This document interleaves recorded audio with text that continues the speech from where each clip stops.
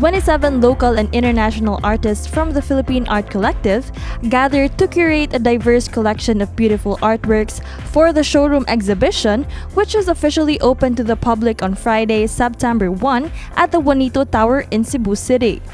𝗵𝗲𝗁𝗂, the organizer of the event, said that their goal is not just to organize well-known and established artists, but also to help those local budding artists as well, especially that all art pieces in this event are up for sale.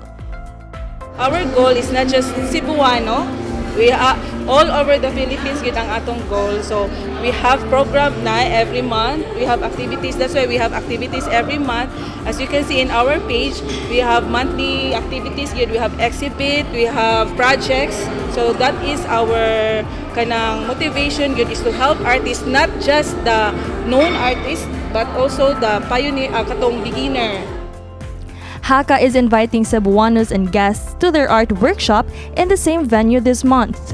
Cebu City's Vice Mayor and Chairman of the Cebu City Cultural and Historical Affairs Commission, Raymond Alvin Garcia, has also graced the event. Garcia mentioned how the local government unit has continually supported artists to bring back art in the local scene, especially here in Cebu City. The Vice Mayor is also proud that aside from already having resolution declaring August as the Cebu City Arts Month, the city also has the biggest budget for culture, history, and arts that amounts to 140 million pesos for the year 2023. The Cebu City government has sponsored so many events related to arts, not only visual arts, which you see here.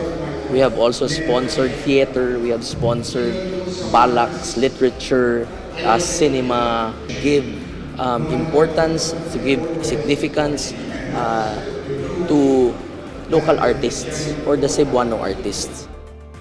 These measures were welcomed by the local artists in Cebu, highlighting that exhibits like this are platforms to share and promote their love for art. Thanks to Philippine Art, sa una man gud ang ako ang pag-draw, kanang lingaw-lingaw lang ba? And then suddenly somebody told me na, sige na, appeal na diri sa grupo para maka-exhibit na ka sa imuhang trabaho.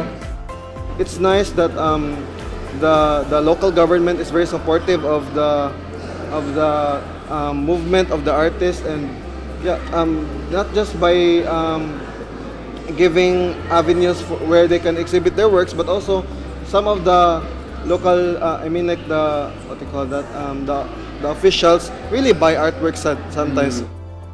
One of the international artists in the exhibit is Spanish national Ricardo Casal, who takes pride of the talents that young Cebuano artists have. You have a very good artist, very good generation who loves art, and to be honest, I'm very proud of your young artists. And I'm very happy to be with them, and if I can help them by one way or another, of course I will do that. The showroom exhibit is free of charge and will be open until the end of this month. This has been Queenie Joligon of MyTV Cebu.